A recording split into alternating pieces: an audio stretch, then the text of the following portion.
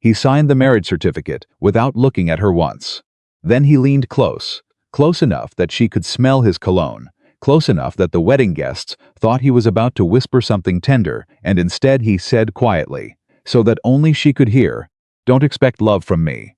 This is a business arrangement." Nothing more. Isabella Carter didn't flinch. She didn't cry. She simply looked straight ahead and smiled the way a woman smiles when she has already decided that pain is something she will feel later, alone, where no one can use it against her. She had a secret, and he was going to spend the next year trying to destroy her for it.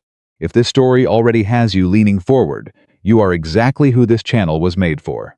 Hit that subscribe button right now. Stay with us until the very end and drop a comment telling me what city you're watching from. I want to see how far this story has traveled. The morning of Alexander Whitmore's wedding, he stood in front of the floor-to-ceiling mirror in his penthouse suite and straightened his tie exactly 3 times. Not because he was nervous. Alexander Whitmore did not get nervous. He straightened it 3 times because 3 was the number of seconds he had decided to spend on the emotion of this day. 3 seconds of acknowledgement. 3 seconds of something that might have looked, from the outside, like feeling. Then he put it away. His assistant, Marcus, stood near the door holding a tablet, going through the day's schedule the way other men might read a sermon quickly, efficiently, with the sense that the words were important, but the meaning was something for someone else to worry about. "The ceremony starts at 2, Marcus said. "Her family arrives at noon.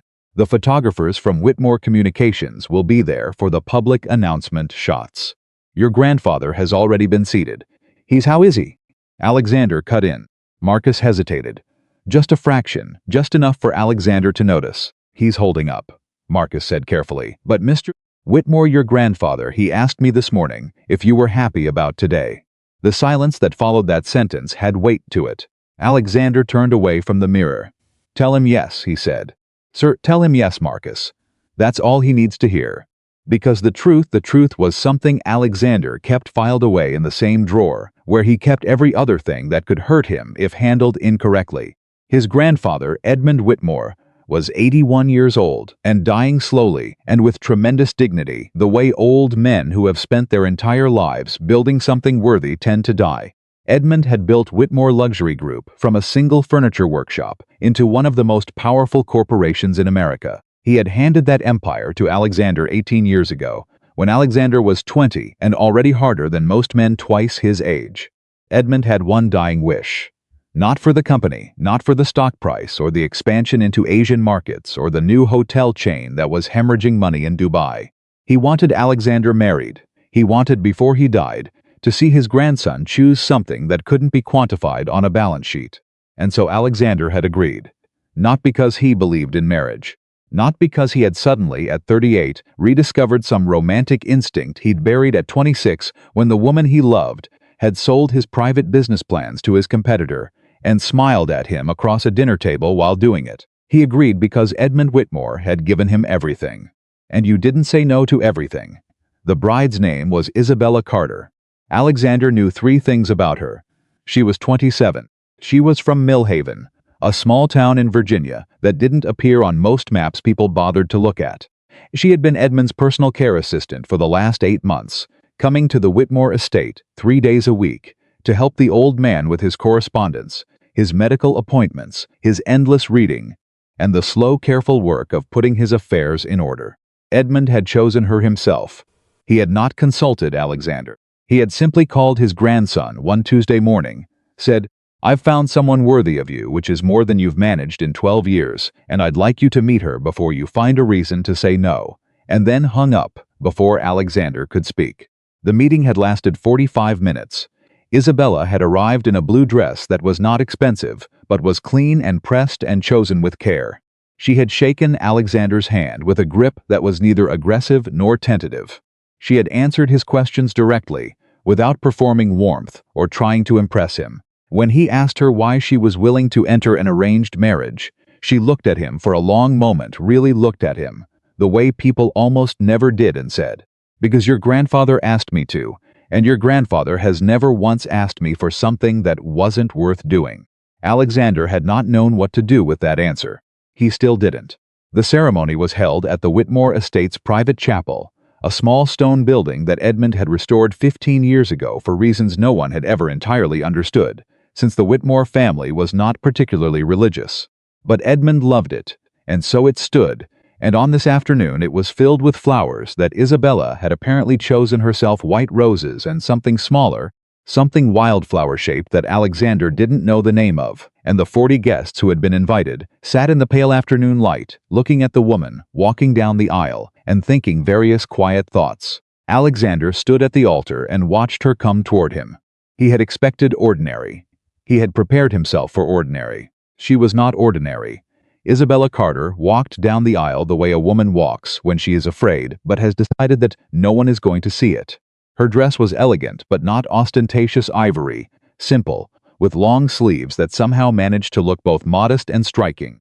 Her dark hair was pinned up with a few pieces falling loose around her face. She was not the most beautiful woman Alexander had ever seen in the technical, precise way that magazines measured such things. But there was something about the way she held herself that he couldn't immediately name, something that said, "I have survived worse than this." She reached the altar. She looked at him. Her eyes were dark brown and very steady. The ceremony lasted 22 minutes. At no point did Alexander feel anything he would have described as joy. But there was a moment, just one moment, when the officiant asked Isabella to repeat her vows, and she turned to face Alexander fully. And he saw that her hands were absolutely still, even though she was standing in front of 40 people and promising herself to a man she barely knew. There was a moment when he felt something shift. Some small, nameless thing. He pressed it flat immediately. When it was done, when the rings were exchanged, and the photographs were taken, and the guests were moving toward the reception, Alexander found a moment alone with Isabella at the edge of the garden. Edmund was being helped inside by his nurse, and the photographer was redirecting guests, and for 60 seconds they were as alone as they were going to be on this day. He turned to her. She was looking at the garden, at the wildflowers along the stone wall, at something peaceful in the distance he couldn't see, and she looked for that one unguarded second, genuinely young, genuinely uncertain. He said what he had decided to say, quietly, precisely. "I want to be clear about what this is. I agreed to this marriage because my grandfather asked me to, and because there are structural protections this arrangement provides for the company. I will treat you with respect. You will have everything you need materially. But I want you to understand." She turned to face him. Her expression was careful, contained. "Don't expect love from me," he said. "This is a business arrangement. Nothing more." He watched her absorb those words. He watched something move across her face quick, like a shadow, and then disappear.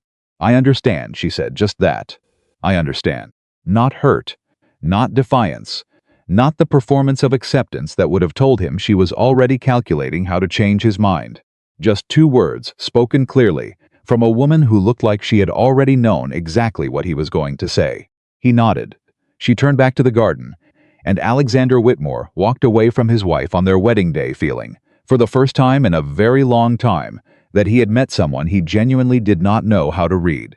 The first week in the Whitmore mansion was conducted in near total silence. Alexander left for the office before 7 each morning and returned after 9 each evening. He ate breakfast alone. He took his calls in his study. He moved through the enormous house with the efficiency of a man who had spent years ensuring that his personal life required as little maintenance as possible. Isabella, he expected, would do what women in her position typically did. He had seen it before, not with wives, but with the various assistants and junior executives who found themselves suddenly elevated into proximity with power. There was a pattern. First there was caution, then there was ambition, and then there was the slow and deliberate campaign to become indispensable. He waited for Isabella to begin her campaign. She didn't. She woke earlier than him. He discovered, when he came down one morning at 6:30 to find the kitchen already clean, the coffee already made, and Isabella gone. The housekeeper, Mrs. Graves, told him that Isabella had been up since 5:30 and had already gone for a walk. "A walk," Alexander repeated. "Yes, sir, she does it every morning. She said she likes to see the grounds before the day gets busy." Alexander didn't know what to say to that. By the end of the second week, he had gathered, without intending to, a small collection of facts about his wife. She read constantly. Not decorative books arranged on coffee tables, but serious books, novels. Biographies, not dense nonfiction about topics that surprised him when he caught sight of the spines. Engineering texts. Business theory. A biography of Nikola Tesla with so many page markers it looked like it was half paper by now. She cooked occasionally, not because the mansion didn't have a full-time chef, but because Mrs. Graves explained she seemed to find it settling. She always cleaned up after herself completely, and she always asked the kitchen staff if anyone wanted what she'd made before she served herself. She never asked Alexander for money. She never asked him for anything. This bothered him more than he would have admitted. On the 15th day of their marriage, Alexander came home at his usual time to find his dinner waiting in the formal dining room, and Isabella sitting at the far end of the table with a book propped against the water glass, clearly deep in whatever she was reading. She looked up when he entered, reached over and closed the book without marking her page, something that struck him as oddly disciplined, and said, "Good evening." "Good evening," he said. He sat down. They ate in silence for 4 minutes. Then Isabella said, without looking up from her plate, "Your assistant Marcus, how long has he worked for you?" Alexander looked at her. 7 years. "He loves this job," she said. "I can tell. He's the kind of person who worries about getting things right, not because he's afraid of consequences, but because he genuinely cares about doing good work. You should tell him that you notice that sometime."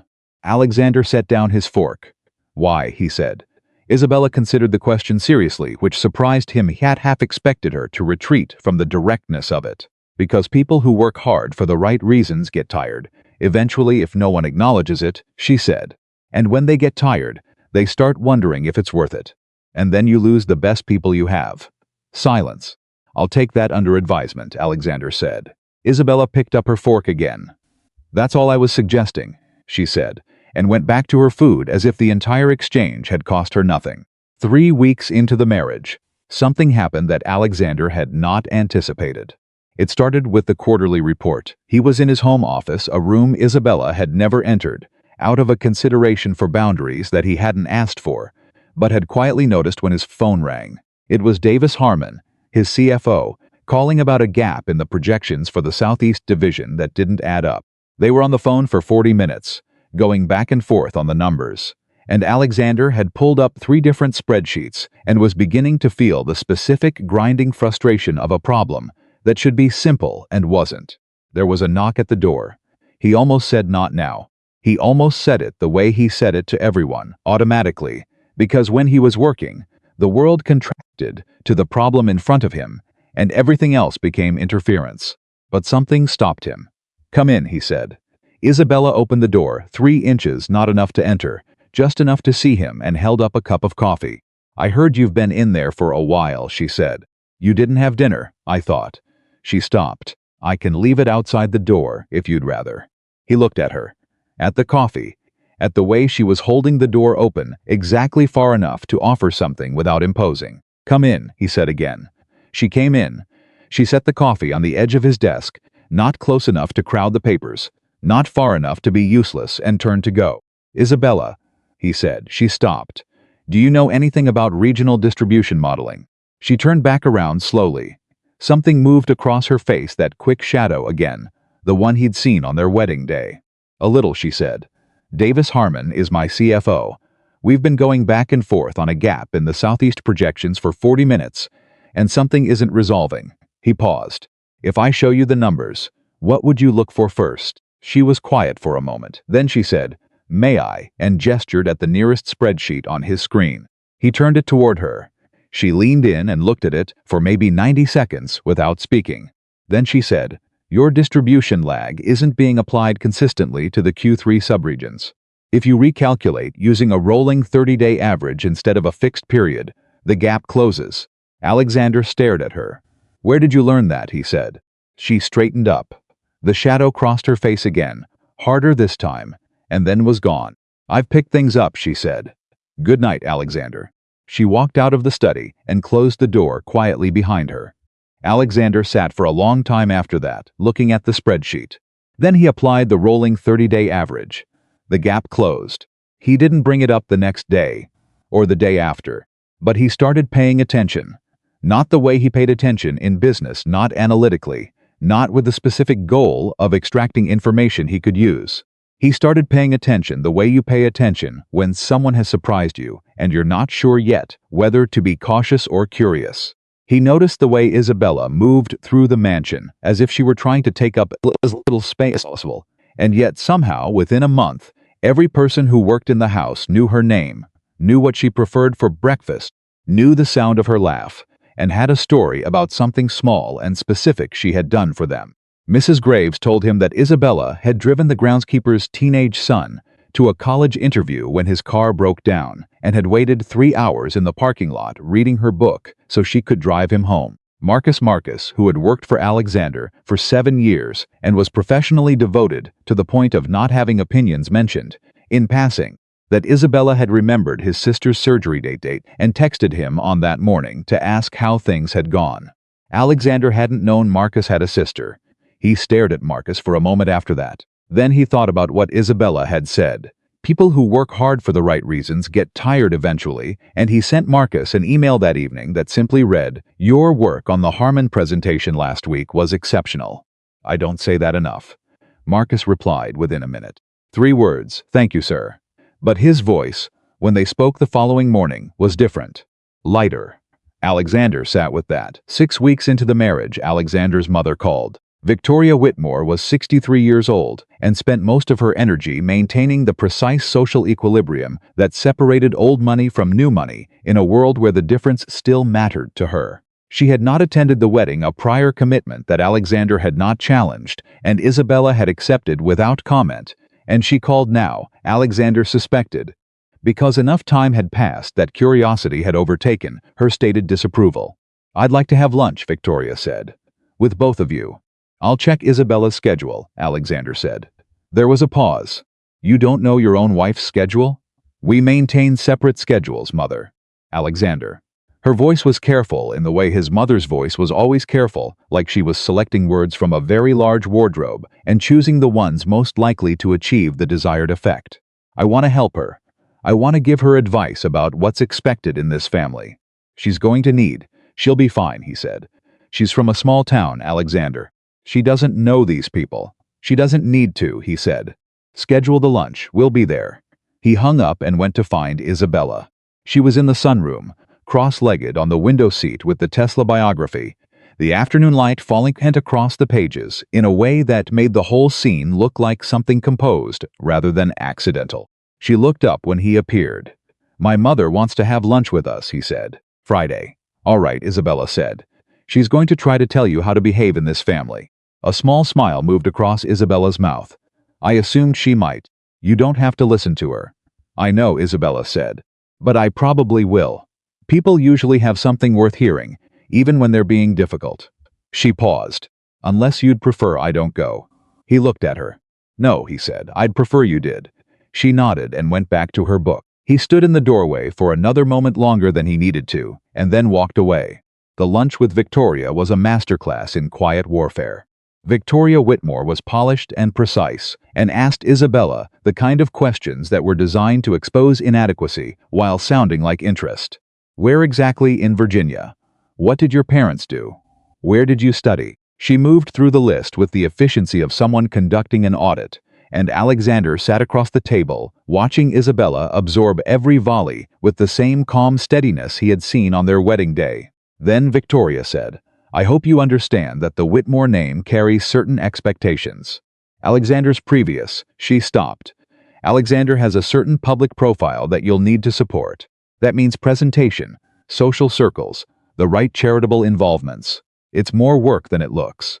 Isabella set down her fork, very calmly, very deliberately. She looked at Victoria Whitmore directly and said, "Mrs. Whitmore, I appreciate you laying that out clearly. I've spent 8 months with your father-in-law, who built this family's name from nothing, and what he told me about the Whitmore reputation was that it had always been about doing work that mattered. I intend to honor that. I hope that's acceptable." The table went very quiet. Victoria Whitmore looked at her son. Alexander was looking at Isabella. "Edmund said that," Victoria said slowly.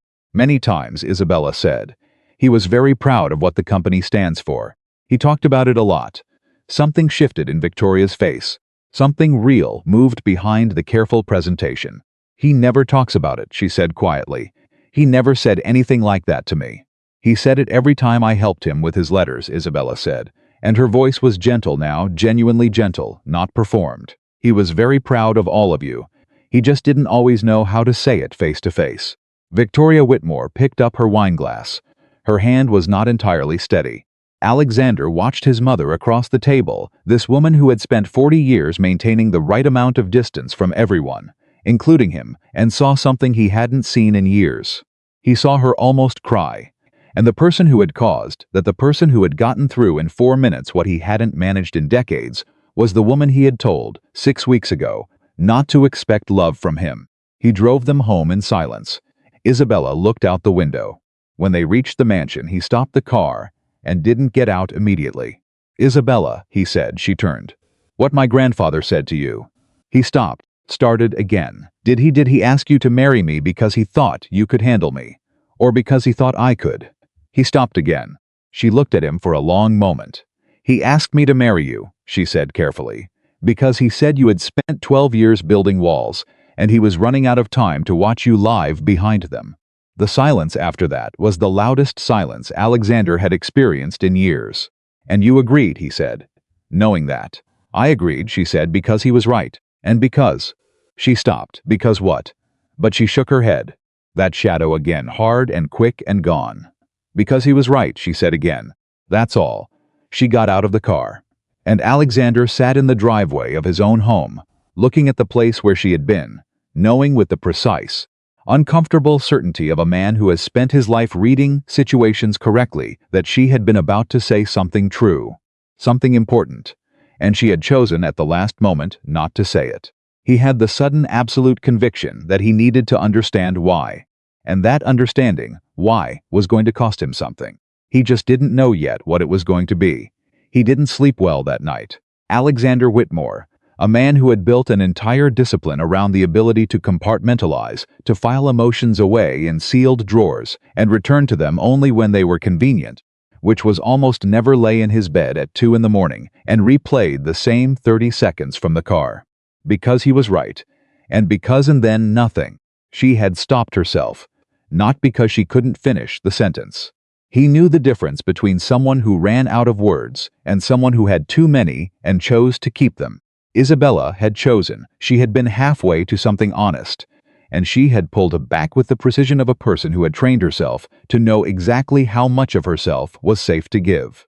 That bothered him more than anything else she had done. Because Alexander understood walls. He had built the finest ones in the room at every table he had ever sat at.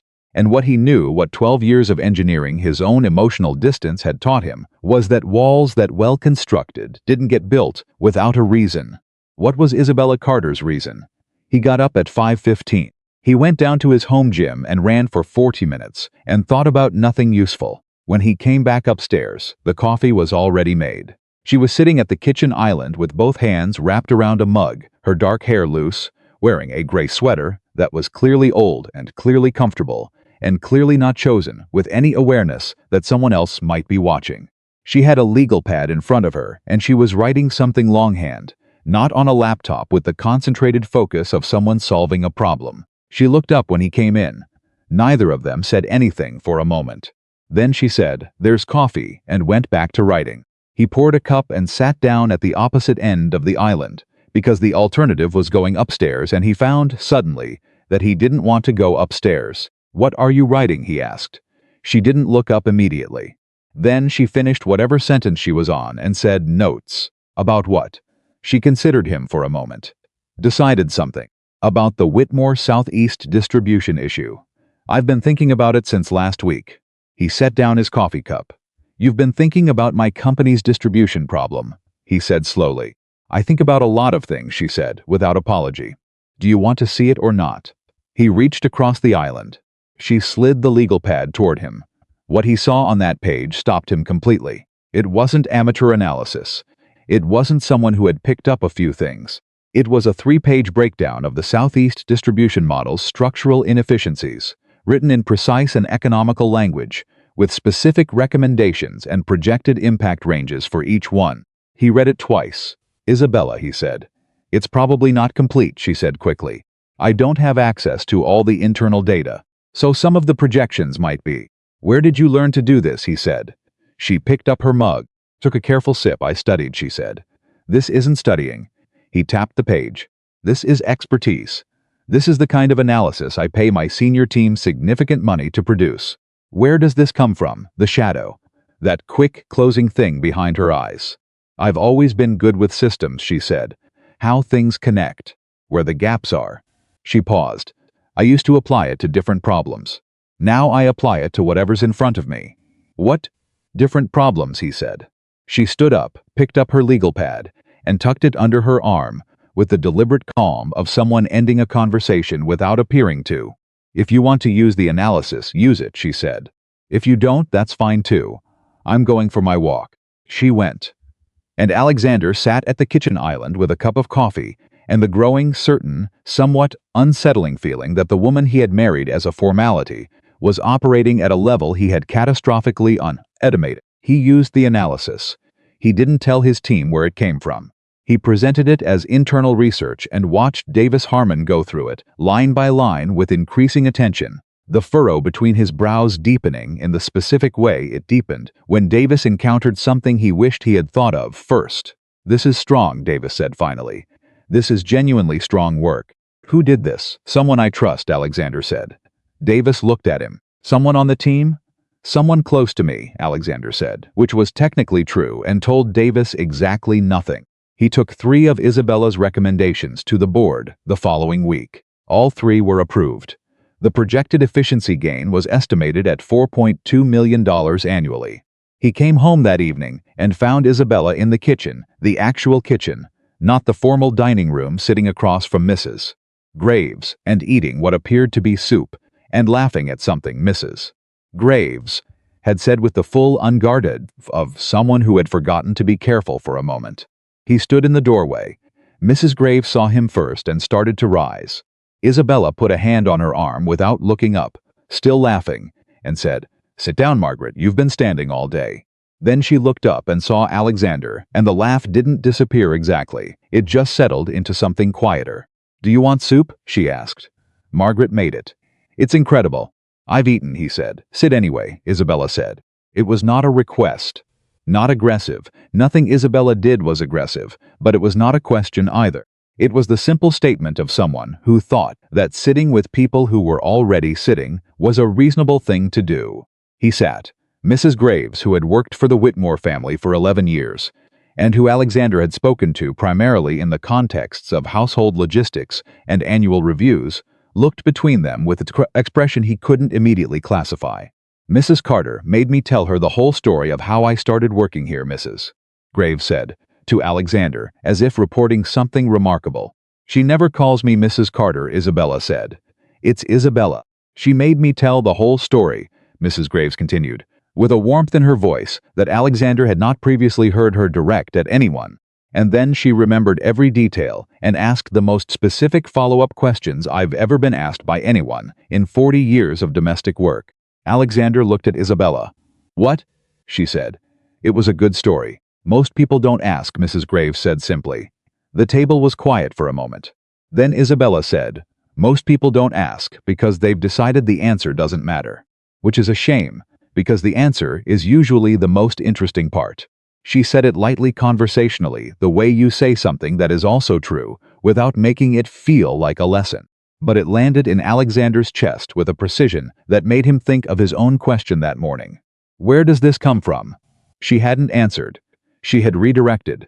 She had given him just enough, the legal pad, the capability, the confirmation that she was not who he had categorized her as, and then she had closed the door again. He watched her across the table, eating soup and asking Mrs. Graves follow-up questions about her daughter's new house in Phoenix, and he thought, there is a history here that I don't have access to. There is a version of Isabella Carter that existed before the blue dress, and the 45-minute meeting, and the wedding, and the 6 weeks of careful, deliberate invisibility. He needed to know what that version looked like. The opportunity came from an unexpected direction. His name was Garrett Holloway, and he was the kind of man who always entered rooms like he was expecting applause. He was 42, athletic in the expensive way that required personal trainers and nutritionists, And he ran the Holloway Group, the company that had been Whitmore's most aggressive competitor for the past 7 years. He and Alexander had sat across from each other at industry events, with the specific highly managed civility of two men who disliked each other too much to be openly hostile. They met at a charitable gala that Alexander attended because the foundation involved bore the Whitmore name, and Holloway attended because Holloway attended everything that mattered. Alexander arrived with Isabella. This was not the plan. The plan had been to attend alone. As he usually did, he found the social machinery of these events exhausting, in the way that anything exhausting and pointless was exhausting. But Isabella had been invited directly by the foundation's director and had accepted before Alexander knew it was happening. He had discovered this at 5:30 when she appeared at the top of the stairs in a dark green dress that was not flashy and was not safe and was exactly right in a way he couldn't articulate. And he had stood at the bottom of the stairs looking at her and thought, for one completely uncontrolled second, that his grandfather had known something he hadn't. At the gala, Isabella moved through the room differently than she moved at home. Not uncomfortably, not performing, but there was an alertness to her, a precision that reminded him of the legal pad, like she was reading the room the way she read systems. Looking for the gaps, looking for where things connected and where they didn't. He watched Garrett Holloway see her from across the room. The recognition was instantaneous and total. Holloway's entire body changed. His glass stopped halfway to his mouth. His eyes went still in the specific way. Eyes go still when the brain behind them is processing something urgent. Then he looked at Alexander, and then back at Isabella, and Alexander watched something move across Holloway's face that he could not read, because he had never seen that particular expression on Garrett Holloway before. It looked like fear. Isabella had not seen Holloway yet. She was talking to the foundation director, and she was listening in the complete focused way she listened to everyone, and she had no idea what was happening 20 feet behind her. Holloway set his glass down. He walked toward Alexander with his hand extended, and his professional smile firmly in place, and he said, "Alexander." "Good to see you, Garrett," Alexander said. They shook hands. Holloway's eyes moved to Isabella and back with an effort that Alexander clocked precisely. "I didn't know you were bringing your wife tonight," Holloway said. "She was invited directly," Alexander said. "Right. A beat. I heard about the wedding. Congratulations." "Thank you." A pause that was too long by about 3 seconds. "I should," Holloway began, and then Isabella turned around. The moment she saw Garrett Holloway, something happened to her that Alexander had never seen happen before. Her body went completely still, not the careful stillness she used for difficult conversations. This was different. This was the stillness of a person who has been hit with something they did not see coming and is using everything they have to keep it from showing on their face. Holloway looked at her. "Isabella," he said. "Garrett," she said. Just their names. Nothing more. But the entire weight of whatever history lived in those two names sat in the air between them like a third presence, and Alexander stood beside his wife and felt with cold and sudden clarity that there was a chapter of her life that he had never been shown. "You two know each other," he said. He didn't make it a question. "We've met," Isabella said. Her voice was level. "Perfect." "A long time ago," Holloway said, and he was looking at Isabella with something that was not quite guilt and not quite grief, and was something in between that Alexander found he had no patience for at all. "Excuse me," Isabella said. "I see the director needs me." She walked away. She walked away at exactly the right speed, not rushed, not fleeing, and within 10 seconds, she was across the room with her hand on the director's arm, and her face arranged in the expression of someone who had simply moved to a new conversation. Alexander watched her go. Then he turned to Garrett Holloway, who was still watching Isabella, and said, with the precise and quiet danger of a man who had spent 20 years learning how to ask questions that people didn't realize were dangerous, "How long ago is a long time?" Holloway looked at him. Whatever he had been thinking, he shut it down completely. "I should circulate," he said. "Congratulations again on the marriage." He walked away, and Alexander stood in the middle of a charitable gala, surrounded by the most powerful people in the city, and felt the ground tilt slightly under everything he thought he knew. He didn't ask her on the drive home. He waited. He had learned, in 20 years of high-stakes negotiation, that the person who asks first usually knows less than the person who waits, and he was not ready to reveal how much he didn't know. Isabella looked out the window the whole drive. She was holding her clutch in both hands in her lap, and her knuckles were not white. She wouldn't give herself away like that, but the set of her shoulders was different from usual. Tighter. Carried differently.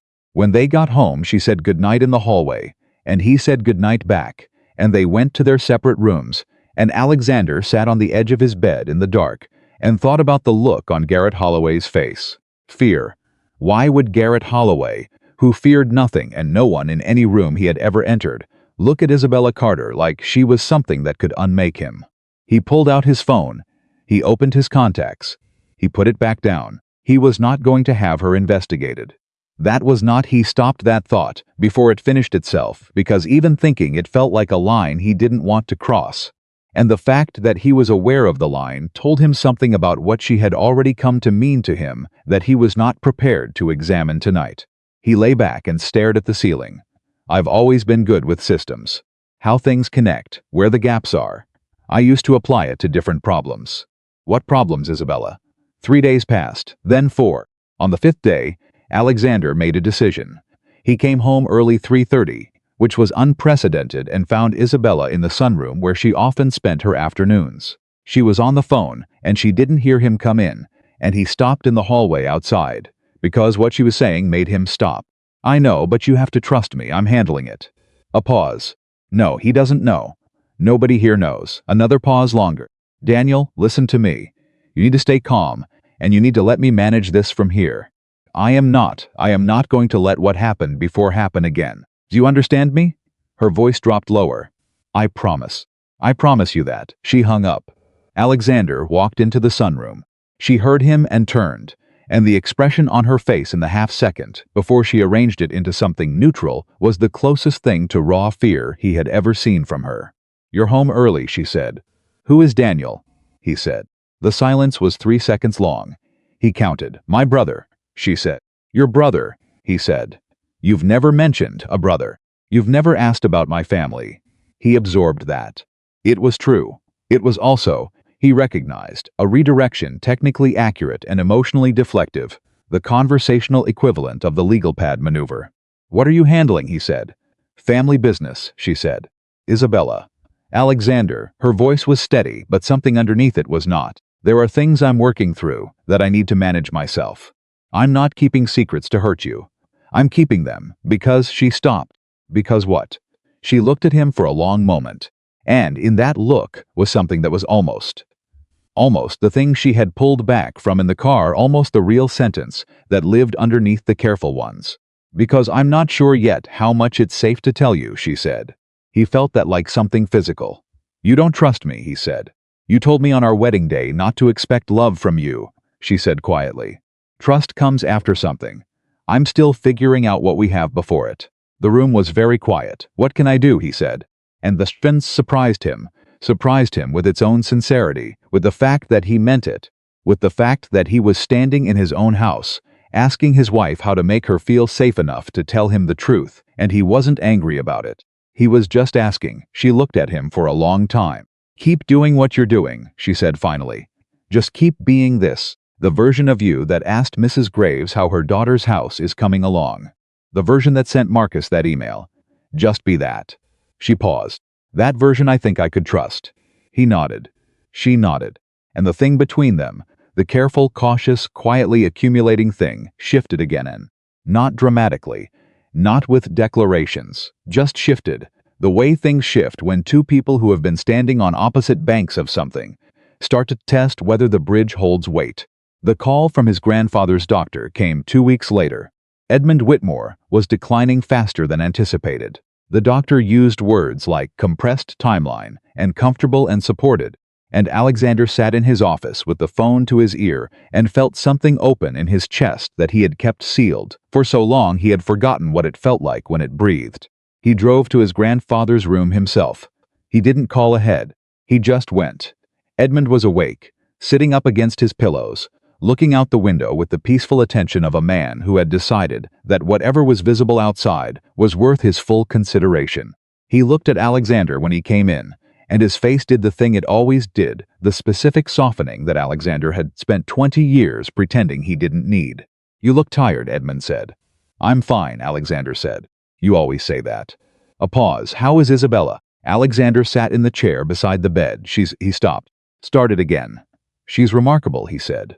The word came out before he chose it. She's remarkable, and I don't understand her, and she won't tell me everything, and I think she might be carrying something very heavy, and I don't. He stopped again. I don't know how to help her. Edmund was quiet for a moment. You don't know how to help someone who won't let you, Edmund said. Yes, Alexander. His grandfather's voice was gentle. You've spent 12 years making sure no one could get close enough to need help from you. Now someone is doing the same thing to you. He paused. How does it feel? The question sat in the room. It feels, Alexander said carefully, like I've been sitting in a room with no windows and someone just opened one. Edmund smiled. It was a tired smile, but it was real. She's a good woman, he said. A genuinely good woman. Not because she's soft. Because she's honest. Even when being honest costs her something. He paused, and his breathing took a moment to settle. There's a difference between a person who's good because they've never been tested, and a person who's good because they chose it after everything tried to make them otherwise. He looked at Alexander. Don't waste her. I'm trying, Alexander said. Try harder, Edmund said. And son, he reached out. His hand was thin and cold and firm. Stop being afraid of it. Whatever you're feeling, stop filing it away. It doesn't disappear when you file it. It just waits. Alexander looked at his grandfather's hand around his. He didn't have words. So he just sat there, which was not something Alexander Whitmore did, sit in silence and let things be. And for the first time in a very long time, he let it cost him something. He came home late that evening, past 10. The house was quiet. He walked past Isabella's room and saw the light still on under the door. He stopped. He raised his hand and knocked. A pause. Come in, she said. She was sitting on top of the bed covers with the Tesla biography and a cup of tea, and she looked at him with the wariness she still carried sometimes, the reflex of a person who had been caught off guard before, and then something in her face shifted when she saw his expression. Is Edmund all right? She said immediately. He's declining, Alexander said. The doctor said it's going to be sooner than they thought. She set the book down. I'm sorry, she said. And she meant it. He could see that she meant it in the specific whole-body way. She meant everything the way Isabella Carter was incapable of performing an emotion she wasn't actually feeling. He asked about you, Alexander said. He talks about you every time I see him. Did you know that? Something moved across her face. Something tender and sad. He talks about you every time I used to see him, she said. He was very proud of you. Even when he didn't know how to say it. You told my mother that at lunch. It was true. I know. He paused. He was standing just inside the door, and he had the strange sense that the room was small tonight in a way it hadn't been before, that the distance between the door and the bed was shorter than it should have been. Isabella, I want to ask you something, and I want you to try to answer it honestly. She waited. Are you in trouble, he said. You and your brother Daniel. Whatever you're handling, is it something that's going to come back here? Come back to you. She held his gaze, and this time she didn't look away. Maybe, she said. I don't know yet. Then tell me, he said. Not everything. Just tell me enough that I'm not walking blind. She looked at him for a long time. Long enough that he could see her deciding. Long enough that he understood this was a real decision, not a performance of one. Not tonight, she said finally. But soon. I'll tell you soon. He nodded. He started to turn. Alexander, she said. He turned back. Thank you, she said. For asking instead of finding out another way. He stood very still. Because she knew. She knew he had considered it. She knew he had picked up the phone and put it back down, and somehow she knew what that had cost a man like him, and she was thanking him for it. Good night, Isabella, he said. Good night, she said. He closed the door. He stood in the hallway in the dark of his own house and pressed his back against the wall and did something he had not done in 12 years. He let himself feel it. All of it. The fear and the confusion and the pulling gravity of this woman who had walked into his life as a formality and was becoming, minute by minute, the thing he was most afraid to lose. He stood there in the dark and let it breathe. And somewhere in the house, Edmund Whitmore's dying wish was quietly, stubbornly, coming true. She kept her promise, not the next day, not the day after that, but 4 days later, on a Thursday morning when the house was quiet and Mrs. Graves was out, and Alexander had cleared his calendar for the first time in years, because Edmund had had a difficult night and Alexander hadn't been able to make himself go into the office. 4 days later, Isabella came to find him. He was in the kitchen, which was where he went now, when he didn't know what to do with himself, because somehow the kitchen had become a room where things were allowed to be unresolved. She came in and sat across from him and set her hands flat on the counter and looked at him with the expression of someone who has rehearsed a difficult thing and has decided to abandon the rehearsal and just say it. "I need to tell you something," she said. "And I need you to let me say all of it before you respond. Can you do that?" He looked at her hands on the counter. Steady. Deliberately steady. "Yes," he said. She took a breath. "My name before I came here was not Isabella Carter," she said. "It was Isabella Reyes. Carter is my mother's maiden name. I changed it legally 4 years ago, because I needed to disappear from a situation that had become dangerous, and because using my mother's name was the only way I could think of to start over without being found." Alexander said nothing. He had promised. "When I was 22, she said, I co-founded a technology company with 2 partners. We built a platform, a proprietary logistics and distribution algorithm that was genuinely revolutionary. It took us 3 years. I was the primary architect. My partners handled the business side and the investor relationships, because I was good at building things and terrible at pretending I cared about cocktail parties." A pause. The platform worked. It worked better than any of us expected. And the moment it started working, my partners began a process of quietly removing me from the company. Her voice was even. Clinical, almost. The voice of someone who has processed a wound so many times that the processing has become its own form of distance. They restructured the equity agreements. They brought in investors who had been told incorrectly that I had stepped back from the company voluntarily. They altered the founding documents. By the time I understood what was happening, I had been legally reduced to a minor shareholder with no operational control and a non-disclosure agreement that had been slipped into a contract revision I hadn't read carefully enough. She stopped. I was 25. I had spent 3 years building the most important thing in my life, and I signed it away because I trusted the wrong people, and I was naive enough to believe that the people you build something with are the people who have your back. "The company," Alexander said. He had promised to wait, but the word came out before he could stop it. She looked at him. "The company became the Holloway Group," she said. The room went completely quiet. Alexander felt something move through him that was not quite rage and not quite grief, and was the specific terrible feeling of understanding something you had half known and not wanted to know. "Garrett Holloway," he said, "was one of my 2 partners," she said. "He was not the architect of what happened to me. That was the other partner, a man named Preston Cole, who is now Holloway Group's chief operating officer, and who drafted every document that removed me from my own company." She held his gaze. "Garrett knew he let it happen. I don't know if he drove it, but he knew, and he said nothing, and he signed everything they put in front of him. And then he called me afterward and told me that it was business, and that I should take the settlement and move on." "What was the settlement?" Alexander said. "Enough money to disappear," she said, "which is what I did. I went back to Virginia. I got my mother's name. I started over. I told myself the company was gone, and the work was gone, and what mattered was the next thing." She paused. "Your grandfather found me 3 years later. He had tracked the original algorithm through some patent research his team was doing, and he found the discrepancy, the filing dates, the authorship records that didn't match the Holloway Group's official founding narrative. He called me directly." "Edmund," Alexander said. "Edmund," she confirmed. "He was the first person who had seen it clearly and said so out loud to my face. He said he knew what had been done to me. He said he was sorry it had happened. And then he offered me a job." A small pause. "I said I didn't need a job. He said it wasn't about needing. He said," she stopped. Her voice, for the first time, had something in it that wasn't controlled, something that was close to breaking. "He said that people who have had something stolen from them deserve to be in a room where they're seen. He said he wanted me in his room." Alexander's jaw was tight. "And Daniel?" he said. "My brother has been helping me for the past 2 years to rebuild a legal case against Preston Cole and Garrett Holloway. Not to recover the company. That's gone. But to establish the public record.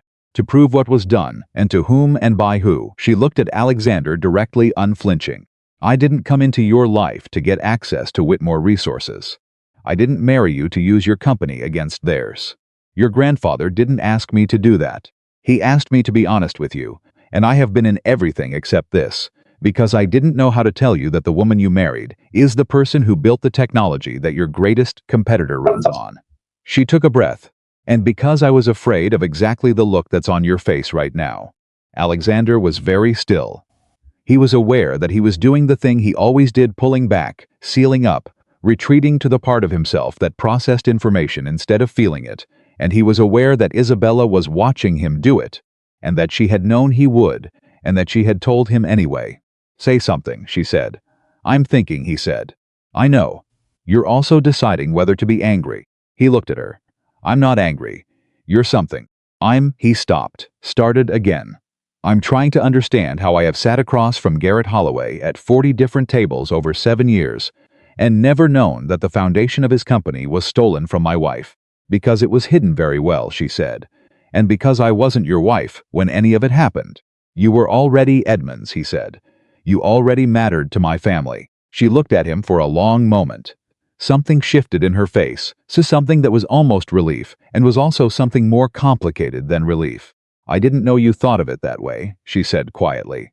Neither did I, he said. Until right now. The silence that followed was different from the silences they had built between them over the past 2 months. This one was not careful, it was not managed. It was the silence of two people who have crossed from one kind of territory into another, and are standing at the edge of it, figuring out what comes next. Is Daniel safe? Alexander said. She blinked. That clearly was not the question she had expected. Yes, he's careful. Is the case solid? She hesitated. It's getting there. The original patent filings still exist. There are communications emails, early drafts that Daniel has recovered, that show the timeline clearly. The challenge is that Preston Cole had 4 years to build a legal structure around the Holloway Group's founding narrative. And dismantling that narrative requires resources we don't have. Alexander looked at her. She looked back. I'm not asking you for help, she said quickly. I'm telling you the situation because you asked me to tell you. I'm not, Isabella, he said. She stopped. Stop telling me what you're not asking for, he said, and let me decide what I want to offer. She closed her mouth. He nodded. Good, he said. Now, tell me everything about the original patent filings. She talked for 2 hours. Not the careful, measured version of things she had given him at the beginning. She talked the way she talked when she had been writing on the legal pad at 5 in the morning. Precisely, quickly, without outperforming confidence, because the confidence was real. She talked about the algorithm and how she'd built it and what it could do and how the Holloway Group had modified it just enough to cloud the authorship without actually improving it. She talked about Preston Cole and the document restructuring and the specific language of the NDA that had trapped her. She talked about the 3 years she'd spent in Millhaven, convincing herself the past was finished. And Alexander listened. He listened the way he had learned, watching her, that listening was supposed to work, not building his response while she was still talking, not waiting for the gap where he could redirect, but actually listening, actually letting what she said change what he thought. When she was done, he sat back and said, Preston Cole made one mistake. She frowned. Which one? He used your algorithm's core architecture in the Holloway Group's client-facing platform without significantly altering the underlying patent-eligible elements. I know this because my legal team reviewed the Holloway platform 3 years ago when we were considering a counter-development strategy. Our analysis noted unusual structural similarities to an earlier patent application that had been abandoned. He paused. I never followed up on it because it seemed like a dead end. Isabella stared at him. You had it, she said slowly. Your legal team had found it. A thread, he said. Not proof, but a thread. He looked at her. Combined with what Daniel has, it might be enough. Her face did something complicated. Something that moved through too many emotions, too quickly for him to name all of them. Alexander, she said. Don't thank me yet, he said. Let me talk to my legal team first. I wasn't going to thank you, she said. He raised an eyebrow. I was going to say that if this works, if this actually establishes the record, I don't want you to do it for the company. I don't want Whitmore to benefit from this because it damages Holloway. That would make it about business. He looked at her. I want it done because it's right, she said. Not because it's useful. He held her gaze for a long time. I know, he said. That's the only reason I'm going to do it. And in that moment, in that quiet kitchen on a Thursday morning, with the whole complicated weight of her history laid out between them, something between Alexander Whitmore and his wife shifted so completely that neither of them would ever be able to identify the exact second it happened. It was just there, and then it was more there, and then it was the kind of thing that doesn't go back. The call from Marcus came at 4 that afternoon. Alexander was in his study, reviewing the Holloway Group's public patent filings with his personal attorney on speaker, when Marcus knocked and came in with the expression he used only when the news was bad and personal, rather than professional. "It's your grandfather's nurse," Marcus said. "She's asking you to come." Alexander was out of his chair before Marcus finished the sentence. Isabella was already in the hallway when he came out of the study. She had her coat on and her bag and her keys in her hand. "I heard," she said. "You don't have to." "I know," she said. "I want to." They drove together without speaking, and the silence was not difficult. It was the silence of two people who no longer needed to fill the space between them with management. Edmund Whitmore was awake when they arrived.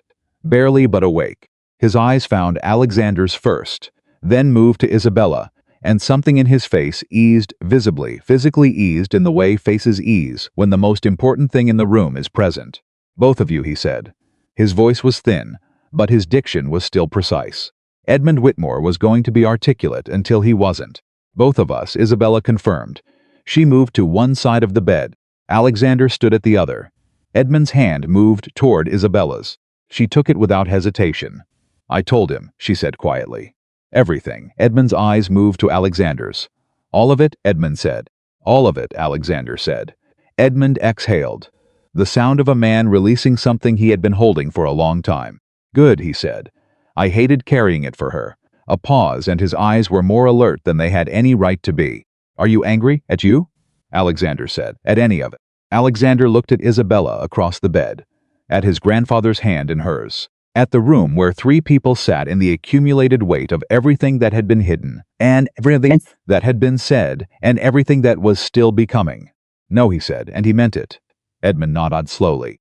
Then he said, to Alexander, in a voice that was meant to be private but that Isabella heard anyway, "She's braver than you know. She said yes to you knowing exactly who you were. That took courage that most people don't have." "I'm beginning to understand that," Alexander said. Edmund's eyes closed, then opened again. "Don't waste it," he said, which was what he had said before, but it meant something different now. Rounder, fuller, pointed directly at something that was no longer a potential and was already a fact. "I won't," Alexander said. They stayed 2 hours. Edmund slept most of it. Isabella stayed until he woke again briefly, and when he did, he asked her to read to him, and she read from the book she had brought in her bag, not the Tesla biography, something older, something worn, and her voice in the room was the steadiest sound Alexander had ever heard. They were almost home when Alexander's phone rang. He looked at the screen. Then he looked at Isabella. "It's Holloway," he said. She went very still.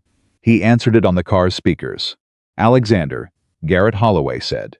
His voice was controlled, but underneath it was the edge of something that was not. "I understand you and Isabella had a conversation today." Alexander's hands tightened on the wheel. "How would you know that?" "I have people," Holloway said. "I always have people. You know that." A pause. "I'm going to ask you to step back from whatever you're considering. As a professional courtesy." The audacity of it hit Alexander like a physical thing. "Garrett," he said. "I know how this looks," Holloway said. "But there are things you don't understand about how the Holloway Group was built. Things that Isabella doesn't know the full context of." "Stop," Alexander said. A beat of silence. "She built the algorithm," Alexander said. "She built the company. You took it, and you let Preston Cole do it, and you called it business. I have seen the patent cross-reference. I have seen the founding document timeline. There is no context that changes what that is." His voice was level, not raised, not hot. Level in the way that is far more dangerous than hot. "You called me to ask for professional courtesy. I'm going to offer you something else. I'm going to offer you 30 days to reach out to Daniel Reyes directly and open a conversation about an appropriate resolution. After 30 days, my legal team will begin filing." Silence. "You'd go to war for her," Holloway said. Not a question. Something in his voice that was almost not an accusation. "I'd go to war for the truth," Alexander said. "She's a part of that. So is Edmund. So frankly is the principle that people who build things deserve credit for what they built. A pause. 30 days, Garrett. Don't waste them. He ended the call. The car was silent. Isabella was looking at him. He could feel it even without turning. He could feel the weight of what she was looking at him with what it was made of, what it cost her to let herself look at him that way. You didn't have to do that, she said. Her voice was careful. Very careful. I know, he said. He's going to make things difficult for you. For the company. Probably. Alexander, Isabella. He finally turned to look at her, just briefly, at a red light. Stop telling me what I don't have to do. I know what I don't have to do. I'm telling you what I chose to do. There's a difference. She was quiet for a moment. That's what I said to you, she said, about the distinction between need and choice. I was listening, he said. I listen to most things you say. I've been listening since the legal pad. She turned to look out the window. He couldn't see her face, but he heard her breath, and it was not entirely steady. That night, late, Alexander stood outside his grandfather's study, not Edmund's sick room, but his real study, the one at the Whitmore estate, the one that still smelled like books and pipe tobacco and the specific gravity of a man who had done important things in a long life. He stood there because he needed to think somewhere that was not his own head, which had become a crowded place. Garrett Holloway was going to push back. That was certain. Preston Cole was going to be worse. Preston Cole had been building his legal fortress for 4 years, and he was not going to let it come down without a fight that would be expensive and exhausting and public. The company might take collateral damage. The board would have questions. His mother was going to call. And underneath all of that, underneath the logistics and the legal strategy and the professional calculations, was the thing he had not said in the car because saying it would have been too much, too fast, too far out ahead of where they actually were. He was afraid. Not of Holloway, not of the legal fight or the board or his mother.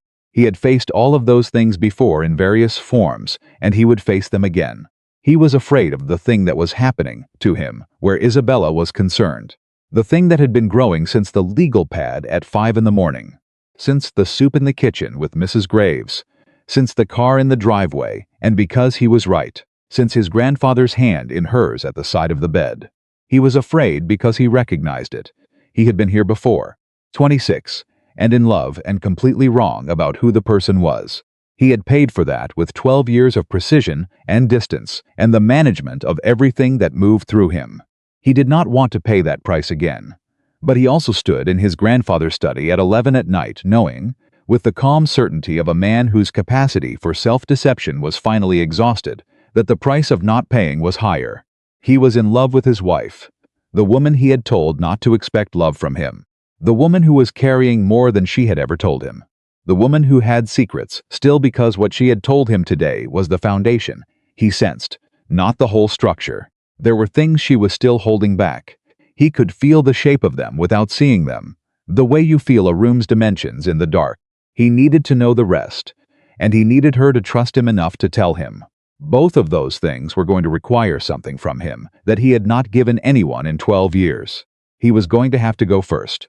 He was going to have to let her see him the way she kept letting him see her, not the controlled version, not the CTO, not the carefully managed man behind the carefully managed walls, but the real thing underneath. He stood in his grandfather's study for a long time, thinking about that. Then he went upstairs. He stood outside her door. He knocked. A pause. Then, "Come in." She was at the window, not in bed, which told him she hadn't been sleeping either. She turned when he came in, and she read his face in the fast, complete way she read everything, and something shifted in her expression, not quite alarm, but close. Alert. "What's wrong?" she said. "Nothing," he said. "Nothing else, I mean. He stopped. This was harder than he had expected. He was a man who could speak in front of 500 shareholders without a note, and he was standing in his wife's doorway, unable to start a sentence. "I need to tell you something," she waited. "I was in love once," he said. "Before. 12 years ago. Name was Claire. And she was extraordinary, and I was 26 and completely unprepared to know the difference between a person who loves you and a person who is very good at performing it. She took my private acquisition plans and sold them to a competitor. We lost 3 months of work and significant investment, and I stood in my office afterward and decided that the most dangerous thing a man in my position could do was feel things for people he hadn't fully verified. Isabella's face was very still. "And then you came," he said. "And you were nothing like I expected. And every time I tried to put you in a category, you stepped out of it. And I have spent 2 months trying to be careful and precise and measured about what's happening to me, and I can't anymore." He stopped. "I told you not to expect love from me. I was wrong. I was wrong before we started." Silence. Isabella looked at him across the room. He could see her deciding something. Could see her on the edge of the same kind of wall he had just walked away from. "Alexander," she said. And her voice was different, stripped of the carefulness, stripped of the management. "There's something else I haven't told you." He felt his chest tighten. "Tell me the NDA," she said. "The one I signed. It has a clause." She stopped. "There's a person named in the agreement who I'm prohibited from having certain financial or legal dealings with. A specific exclusion that Preston Cole built in as insurance." She held his gaze. "The person named in that exclusion is you." The room went very quiet. "Me," he said. "Your name," she said. "Your company." Cole knew, even 4 years ago. Cole understood that Whitmore was the one company positioned to challenge what they'd built. "The NDA was drafted to prevent me from ever becoming a resource against them." She paused. "Which means that what you did today, on that phone call, what you're planning with your legal team, it may not just put you in conflict with Holloway. It may expose me to a breach of contract claim from Preston Cole personally." Alexander stood in the doorway of his wife's room and felt the ground shift for the second time in one day. Cole had planned for this. Cole had named him specifically, which meant that Cole had known, or suspected, or feared, that one day Isabella Reyes would find her way to Alexander Whitmore. The question was how. The question was what Preston Cole knew that Alexander didn't. And the question underneath, that the one that was beginning to form in the coldest, most analytical part of his mind, was whether this marriage, this arrangement that Edmund had engineered with such quiet certainty, had been engineered in response to something Cole had done. Had Edmund known about the NDA? Had Edmund known about the exclusion clause? Had the dying man who had spent his final months arranging a marriage between his grandson and the woman whose company Holloway had stolen, had he understood exactly what he was setting in motion? Alexander looked at his wife. "Did Edmund know about the exclusion clause?" he said. Isabella looked back at him for a long moment. "Yes," she said. And there it was. The last locked room opened. The word hung in the room like smoke. "Yes." Alexander didn't move, didn't speak. He stood in the doorway and felt the full weight of what his grandfather had done settle over him. The way heavy things settle, not crashing, not dramatic, but complete. Final, the way a verdict is final.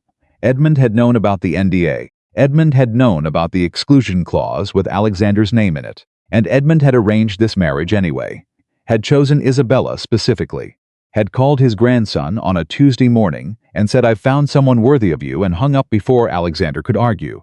Because Edmund had known that if Alexander understood the full picture, he would have refused. He would have seen the legal exposure and the conflict of interest and the deliberate trap Preston Cole had constructed, and he would have walked away from all of it before it could touch him. Edmund had bet on the possibility that Alexander would fall in love before he found out the truth, and he had been right. "He set this up," Alexander said. His voice was very quiet, quieter than anger, which meant it was something past anger.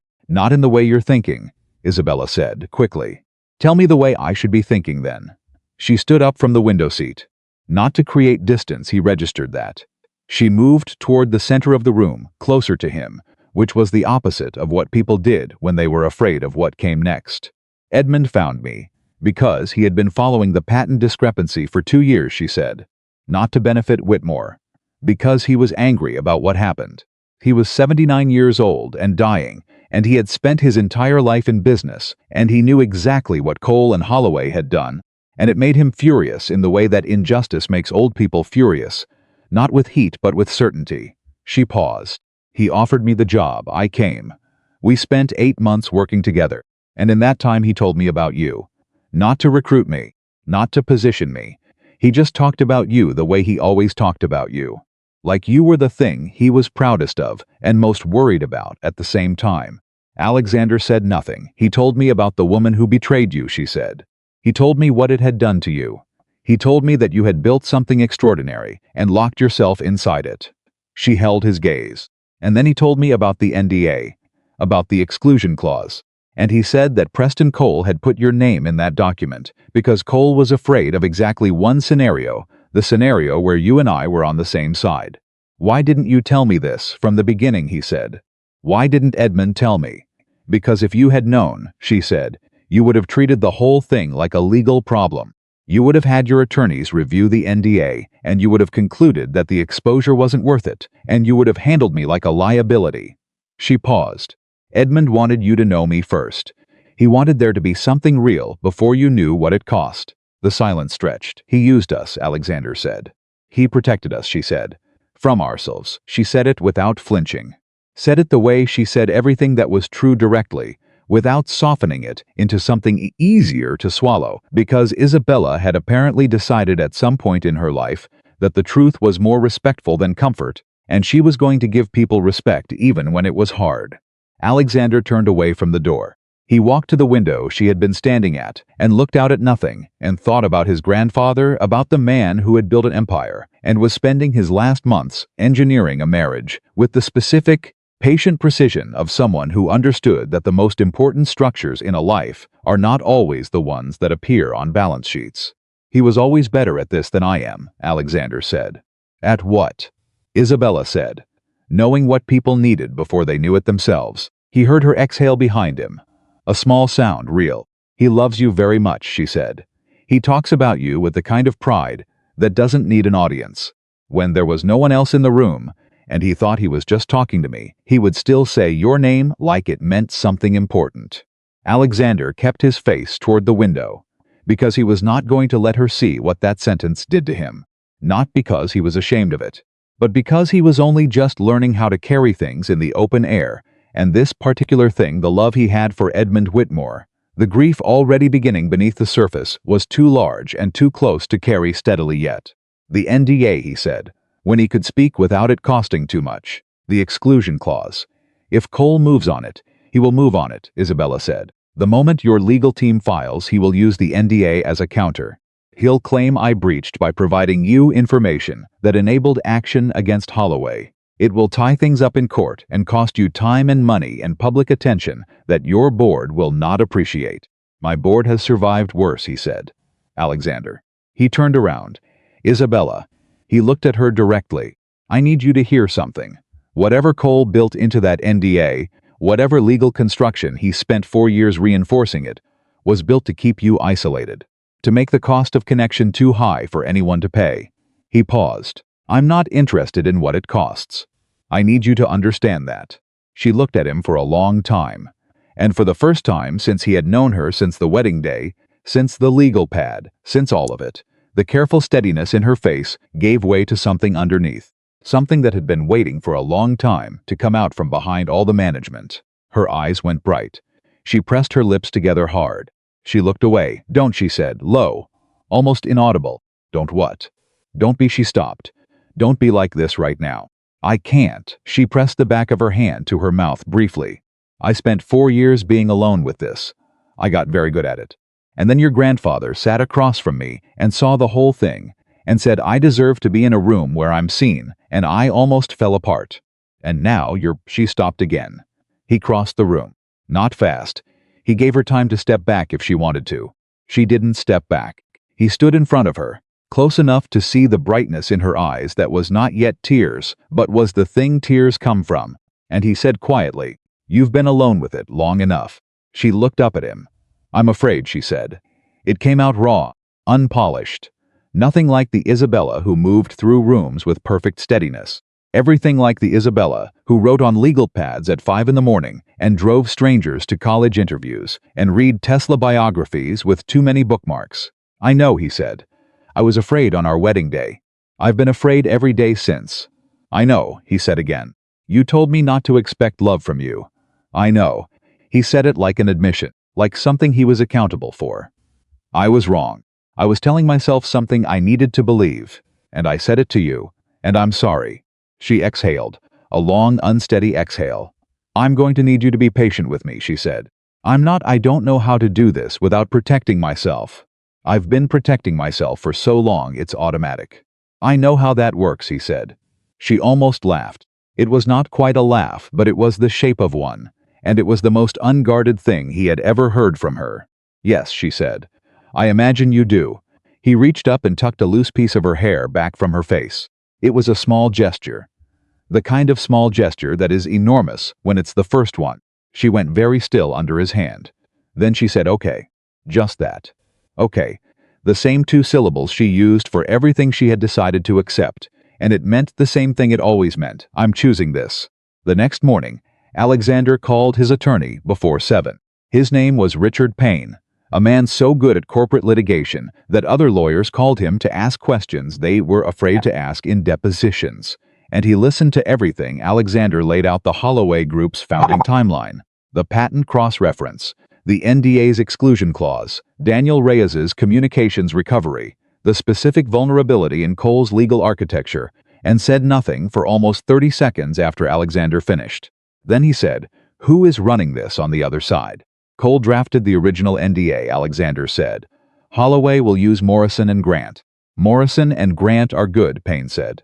"But the NDA exclusion clause is actually their weakest point, not their strongest. If Cole named you specifically in a document from 4 years ago, that's evidence of anticipatory bad faith. It suggests he knew the original authorship was fraudulent and was building preemptive legal barriers against challenge." A pause. "That's not a defense. That's a confession dressed in contract language. Can you move on it?" Alexander said. "I can move on it," Payne said. "But Alexander, this goes public. When we file, this becomes a news story. The Holloway Group's founding narrative gets challenged in a public forum. Are you prepared for that?" "Yes, your board." "I'll handle the board," Alexander said. "Your wife becomes a public figure in this." Alexander paused. "That's her decision to make. I'll ask her." "And the NDA breach claim Cole will file against her. Counter it with the anticipatory bad faith argument and the original patent evidence," Alexander said. "If Cole signed a document naming my name as an exclusion 4 years before my wife and I ever met, the existence of that clause constitutes foreknowledge of the fraudulent authorship. That's your opening. Use it." Payne was quiet for a moment. "You've thought about this," he said. "I've thought about very little else," Alexander said. He found Isabella at breakfast and told her everything Payne had said, including the part about her becoming a public figure. He told it to her straight, no softening. No managing the information for her comfort because he had been paying attention for 2 months, and he understood that the thing Isabella respected most was being treated like someone who could handle the truth. She listened without interrupting. When he finished, she was quiet for a moment. "Public record," she said. "Yes, my name, the original work, all of it." "Yes," she nodded slowly. Something moved across her face, not fear exactly. Bigger than fear. The feeling of something that had been compressed for 4 years finally being allowed to take up its actual size. "Daniel needs to agree," she said. "He's been carrying this too. It's his decision as much as mine." "Call him," Alexander said. "I'll step out." "No," she said immediately. She looked at him. "Stay." He stayed. She called Daniel, and Alexander listened to half of a conversation between 2 people who had been surviving something together for 4 years and had gotten so good at the logistics of survival that they had almost forgotten what they were surviving toward. Daniel Reyes had his sister's directness and his sister's precision, and he said yes before she had finished explaining, said it with a forcefulness that had clearly been waiting a long time for somewhere to go. He said yes. Isabella said unnecessarily when she hung up. "I gathered," Alexander said. She looked at him across the breakfast table. In the ordinary morning light, in the kitchen where they had started and stopped conversations and learned each other's silences, she looked like herself, not the careful version, not the managed version, but the real one, which was exactly as composed and exactly as human as everything he had seen of her. "I need to say something," she said. "Say it." "When this becomes public," she said, "people are going to look at this marriage, and they're going to say I used you. They're going to say I positioned myself. They're going to say that everything I did taking care of Edmund, agreeing to the marriage, all of it was calculated to get here. Let them say it," he said. "It will reflect on you, Isabella." His voice was patient but final. "In 20 years of running this company, I have been accused of exactly one thing that was actually true, and that was that I was too afraid to let people close enough to matter. Everything else, every other narrative, every piece of speculation or criticism or political maneuvering has been noise." He looked at her steadily. "You are not noise." She pressed her lips together, nodded once, looked at her coffee cup. "I'm not good at this," she said quietly. "At what?" "Being chosen," she said. "I understand how to work. I understand how to be useful. Being chosen for just being," she stopped.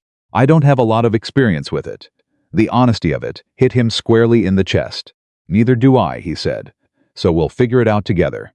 Garrett Holloway called 3 days into the 30-day window. Not at the end. Not at the deadline. 3 days in, which told Alexander that what he had said on the phone had landed harder than Holloway's composure had revealed. 3 days in meant Holloway had spent 72 hours and had concluded that the calculation was not going in his favor. "I want a meeting," Holloway said. "In person, you and me. My attorney is part of any conversation that involves the legal matter," Alexander said. "Not legal," Holloway said. "Just you and me, before this gets filed. Before it goes where you're planning to take it." Alexander looked at Isabella, who was sitting across from him in the study and could hear both sides of the call. She gave a small, precise nod. "Tomorrow," Alexander said. "My office. 10 o'clock." Holloway arrived at 9:58, which meant he had been downstairs since 9:45 at least. Alexander knew this because Marcus called up to say that Mr. Holloway was in the lobby, and the expression on Marcus's face when Alexander came down was the expression of a man who had correctly identified that this was not a routine meeting. They sat in Alexander's private conference room. No lawyers. No assistants. Coffee that neither of them drank. Holloway looked, for the first time in the years Alexander had known him, like someone who had not slept well. "I'm not here to negotiate," Holloway said. "I want you to know that up front. I'm not here to offer you something to make this go away." "Then why are you here?" Alexander said. Holloway sat back. He was quiet for a moment, genuinely quiet, not tactically quiet. "'Cause I've spent 3 days thinking about Isabella Reyes," he said. "About what she built. About what Cole did with it. About what I let happen." A pause. "I told myself for 4 years that I didn't drive it. That Cole made the decisions and I didn't stop him. But that's different from participating. I told myself that." He stopped. "I'm not sure I believe it anymore." Alexander said nothing. "She was 25, Holloway said. She was 25 years old, and she had built something extraordinary, and she trusted us. She trusted me." His jaw tightened. "Cole drafted everything. Cole engineered the equity restructuring and the NDA and the founding document revision. I signed because I told myself the business needed it, that her not being involved in the public-facing company protected her, that she was better off building than managing." His voice went flat on the last sentence. The flatness of a man who has heard his own rationalization enough times to recognize it for what it is. "None of that was true. I signed because I was going to profit, and it was easier to sign than to fight Cole." "Are you confessing?" Alexander said. "I'm telling you the truth," Holloway said. "Whatever you do with it." Alexander studied him. "What does Preston Cole know about this meeting?" he said. "Nothing," Holloway said. "Cole doesn't know I'm here. Cole would consider this a catastrophic breach of strategy." A pause. "Cole is going to fight this with everything he has, Alexander. The NDA, the breach claim against Isabella, a counterfiling challenging your legal standing. He has an entire plan ready to execute the moment your attorney files. He's been ready for 2 years. He's been watching for Isabella to surface. He's been watching," Alexander said slowly. "He knew she wouldn't stay quiet forever," Holloway said. "He built the legal architecture to contain her when she moved. What he didn't account for," he stopped. "Was me," Alexander said. "Was you," Holloway confirmed. "He put your name in the NDA as an exclusion thinking it would prevent her from accessing your resources. He didn't consider that the exclusion itself would be evidence of his own foreknowledge." A pause. "He made a mistake, and I think, on some level, I let you know about it, because I wanted him to have made that mistake." The room was very quiet. "You're going to testify," Alexander said. "Not a question." Holloway looked at him. "If I do that," he said, "Cole destroys me. We have agreements between us. My own exposure in the restructuring makes me vulnerable. If I go on record, Cole files against me." "Cole files against you either way," Alexander said. "The moment we establish the founding timeline, your signature is on every restructuring document. You're exposed regardless of whether you cooperate or not." He leaned forward. "The only question is whether the record shows a man who let something wrong happen and then did nothing, or a man who let something wrong happen and then finally told the truth." Holloway stared at the table. His hands were flat on the surface. Both of them. Steady with an effort. "I need time," he said. "You have 27 days, Alexander said. After that, pain files." Holloway stood. He was at the door when Alexander said, "Garrett." He stopped. "She forgave you," Alexander said. "She told me." "Not Cole. But you, she said you weren't the architect." "That matters. Not legally. But it matters." Holloway didn't turn around. But something in the set of his shoulders changed. Something released. He walked out. Edmund Whitmore died on a Wednesday morning, 11 days after Holloway came to the office. He died quietly, in his own room, with his nurse beside him, and the morning light coming through the window he had asked to be kept open, because he wanted to hear the birds, which had struck the nurse as an unusual quest for a man who had never appeared particularly interested in birds, but which Edmund had maintained firmly until the end. Alexander was not there when it happened. He had been there the night before. Both of them had, he and Isabella, sitting with Edmund while the old man drifted in and out of sleep, and occasionally said something with unexpected clarity, the way people do sometimes at the end, as if the mind decides to offer one last period of perfect function before it closes. The last thing Edmund had said to Alexander, very clearly, at 11:15 the previous night was, "You have her?" "I have her," Alexander said. Edmund had nodded, closed his eyes, seemed satisfied. Alexander got the call at 7:15 in the morning. He was already dressed. He sat down on the edge of his bed and held the phone and did not move for a long time. Isabella knocked and came in without waiting, which she had never done before, had always respected the boundary of the closed door.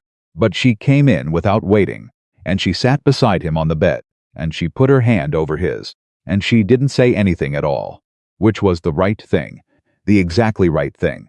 He turned his hand over and held hers. They sat like that for a long time. The grief changed things between them, the way grief always changes things, not by damaging them, but by removing layers that had still been there despite everything. Formality goes first, in grief, then performance, then the last careful distances that two people maintain, even when they have mostly stopped being careful. In the week after Edmund's death, Alexander and Isabella occupied the same spaces at the same times without planning it. He came home earlier. She was there when he came home. They ate together every night, not in the formal dining room, in the kitchen, which had become theirs in a way neither of them had designated. They talked about Edmund, and they talked about the case, and they talked about smaller things, Marcus's new project management system, something Isabella was reading, the question of what to do with Edmund's study. And slowly, without announcement, the distance that had been the defining structure of their first months together closed to something that was no longer distance at all. One evening, 10 days after Edmund's death, Alexander came home to find Isabella at the kitchen table with Daniel. He stopped.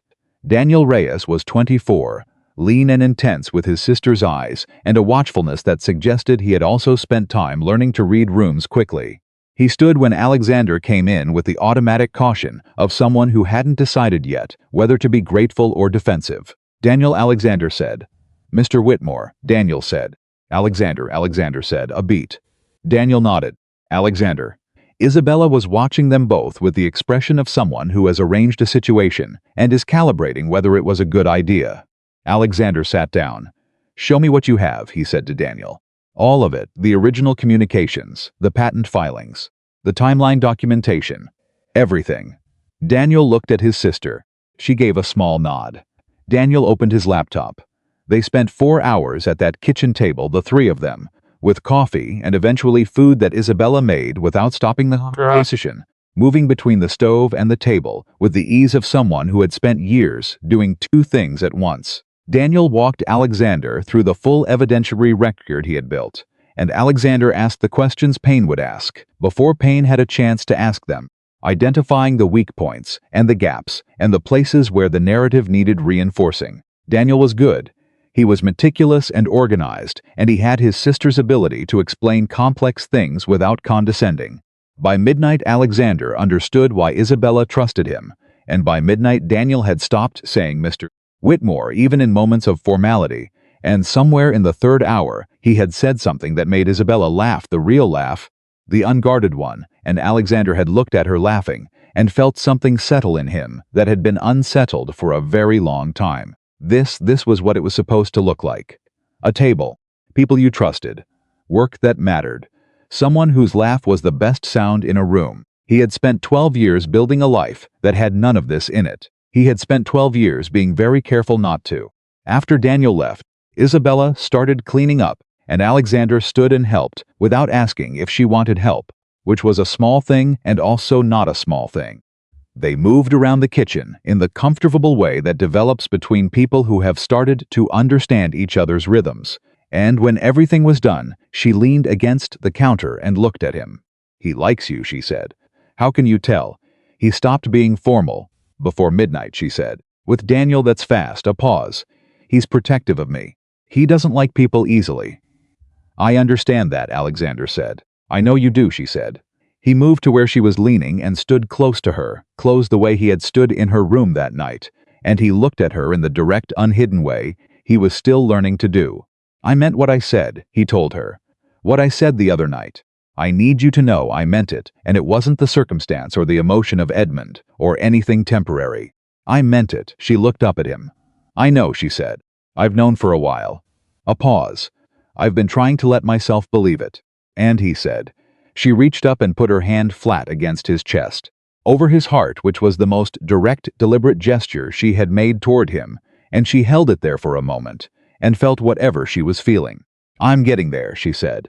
He covered her hand with his. "Take all the time you need," he said. And he meant that too. Payne called the next morning with news that changed the shape of everything. "Holloway called my office at 8 a.m., Payne said. "He wants to cooperate. Full testimony. He's willing to provide a sworn statement regarding the equity restructuring, the document revision process, his knowledge of the original authorship, and Preston Cole's role in engineering the NDA." A pause in which Payne, who was not given to dramatic effect, let the weight of it sit. "Alexander, if Holloway testifies, Cole has no structural defense. The NDA breach claim against Isabella collapses because the entire NDA becomes evidence of fraudulent intent. The founding narrative of the Holloway Group unravels in a public record." Another pause. "This ends Cole." Alexander stood very still. "Did he say why?" Alexander said. "He said he was tired of being the kind of man who let things happen," Payne said. Alexander thought about Holloway at the conference table. Hands flat. Shoulders carrying something he had decided to put down. "File everything," Alexander said. "Today, it goes public by morning," Payne said. "I know," Alexander said. He hung up and went to find Isabella. She was in the sunroom, and she looked up when he came in, and she read his face in the instant way she always read him now, and she said, "Holloway." "He's testifying," Alexander said. "Payne files today. By tomorrow morning, the story is public." She set her book down slowly. She looked at the window. He watched her absorb it, watched the 4 years of isolation and legal fear and careful management get replaced, increment by something that was the opposite of all of that. "It's real," she said. Not to him, to herself. "It's real," he confirmed. She looked at him, and her face, unguarded, was the most honest thing he had ever seen. "I don't know how to thank you," she said. "You don't have to thank me," he said. "You built something. Someone took it. It's being returned." He paused. "That's not a favor. That's just what should have happened." She pressed her lips together hard, the way she did when she was holding something in.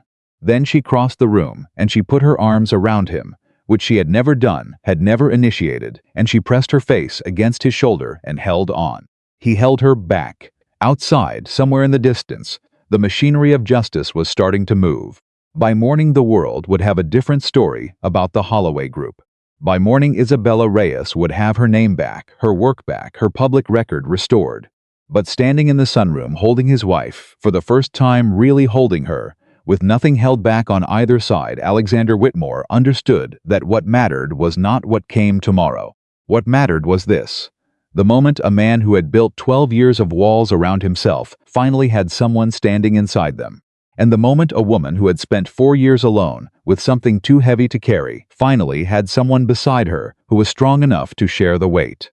The story broke at 6:47 in the morning. Alexander knew the exact time because he was already awake, already dressed, already sitting at the kitchen island with his third coffee, when his phone began lighting up in the specific, relentless way it lit up when something significant had shifted in the world that bore his name. Marcus called first, then the board chairman, then 3 journalists in rapid succession, two of whom he declined, and one of whom he let go to voicemail because the message would tell him more than the conversation. He had expected the noise. He had prepared for it. What he had not prepared for was Isabella coming downstairs at 7 and picking up his phone from the counter where he had set it face down and reading the headline herself before he could decide how to present it to her. She read it standing up, one hand braced on the counter, and he watched her face do something he had never seen it do before. Not the careful management, not the quick shadow that closed over whatever was real. Something opened instead. Something that had been sealed for 4 years cracked along its entire length and let the light in all at once. And for a moment, Isabella Reyes stood in his kitchen at 7 in the morning with a phone in her hand, looking like a person who had just been told they were allowed to breathe. Then she set the phone down very carefully, the way you set down something fragile, and she said, "It's real. It's real," he said. She pressed both hands flat on the counter and looked at them and said nothing for a long time. He didn't fill the silence. He had learned that Ursulines were not empty. "There's going to be a lot," she said finally. "People are going to contact Daniel. Journalists. People from before people who knew me when the company was being built and disappeared when Cole started restructuring.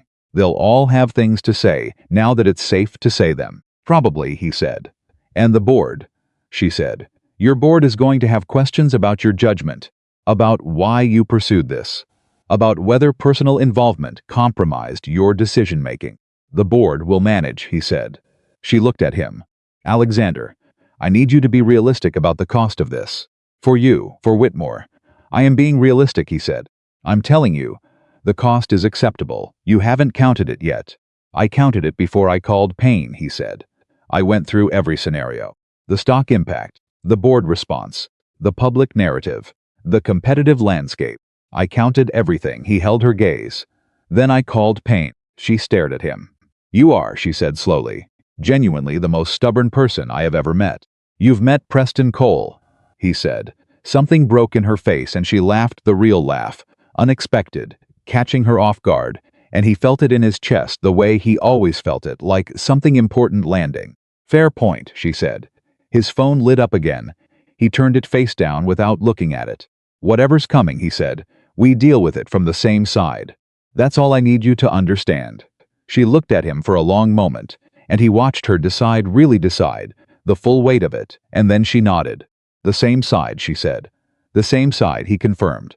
Preston Cole's response came by 9 a.m., delivered through his attorneys, in the form of a filing so comprehensive it was clearly something he had been preparing for a long time. The breach of NDA claim against Isabella, a counter-complaint challenging Alexander's legal standing, an injunction request targeting the patent evidence Daniel had gathered, and a separate motion attacking Holloway's standing to testify, built on the cooperation agreements between Holloway and Cole that had been in place since the Holloway Group's founding. Payne called at 9:15 sounding, for the first time in their professional relationship, almost energized. Cole overplayed it, Payne said without preamble. He filed everything at once, every weapon he had, which means he's panicking. A pause. When someone files this comprehensively this fast, it means they're trying to overwhelm the opposition before the opposition can respond. It's a strategy that works against unprepared opponents. Another pause. "We are not unprepared. The injunction against Daniel's evidence," Alexander said, "won't hold. The communications Daniel gathered are not covered by any privilege or protection. Cole can legitimately invoke their recovered correspondence from accounts Daniel had authorized access to at the time. The injunction is theater. It cost Cole filing fees and buys us a news cycle where we get to say the word injunction, which sounds aggressive and reads badly in a headline for the person who filed it." A pause. "The NDA breach claim is their real attempt. But Holloway's testimony about Cole's foreknowledge of the fraudulent authorship guts the NDA's validity entirely. You can't enforce a contract built to conceal a fraud. That's not a complicated legal argument. It's a foundational one." "Timeline?" Alexander said. "Holloway's sworn statement goes in today. The patent cross-reference evidence gets filed simultaneously. Cole's injunction gets responded to within 48 hours. Payne's voice was precise and unhurried. "Alexander, I want you to hear this clearly. Cole constructed an impressive fortress. But Holloway just opened the gate from the inside. We walk through and the fortress falls. Alexander exhaled. "Do it," he said. He hung up and looked at Isabella, who had heard everything from across the room. "Payne thinks we win," he said. "I know," she said. I could tell from his voice. A pause. "I'm not ready to believe it yet. I've been in this long enough to know that Cole finds angles." "He does," Alexander said. "But he's out of angles." She looked at him with the expression she used when she wanted to believe something, and was being careful about it. "How do you know?" she said. "Because every angle he had," Alexander said, "required you to be alone." The board meeting happened at noon.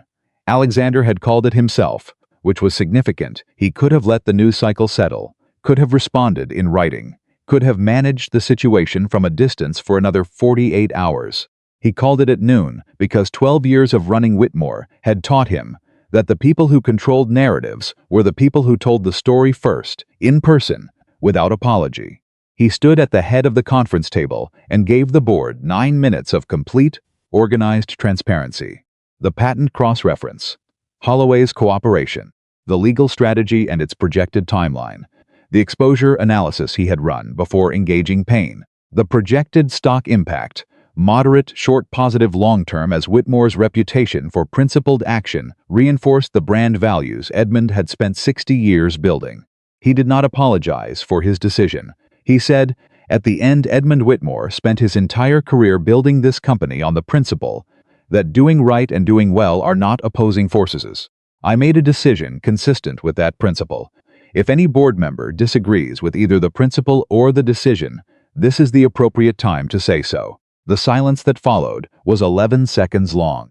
He counted. Eleanor Marsh, who was 71 and had been on the board since before Alexander took the helm, and who spoke rarely and precisely and always meant exactly what she said, looked at him over her reading glasses and said, "Your grandfather would have done the same thing. Probably faster." The board voted to support the litigation strategy 9-2. The 2 dissenting votes were from members who had been appointed during a governance restructuring 3 years ago and who Alexander had always privately considered to be Cole's people on the board. He noted that and said nothing. After the meeting, Eleanor Marsh stopped him in the hallway. "Your wife," she said. "I'd like to meet her properly. Not at an event properly." "I'll arrange it," he said. "She built that algorithm." "Eleanor said she did," he said. Eleanor Marsh nodded slowly. "Edmund sent me an email about her," she said, 8 months ago. He said, and I remember it specifically, because Edmund almost never sent personal emails. He said, "I have found the person Alexander has needed. I am making the introduction before I run out of time to do so." She paused. "I thought it was a business contact." A small, dry smile. Edmund was always more clever than he let on. "Yes," Alexander said. He was. The calls from the press continued through the afternoon. Alexander released a single prepared statement through the Whitmore Communications office, brief, factual, attributed the decision to the company's founding values and Edmund Whitmore's legacy, and directed all further inquiries to Payne's office. Isabella's statement was her own. She wrote it herself, which he had expected, and she showed it to him before releasing it, which he had not entirely expected, and which moved him more than he could have easily explained.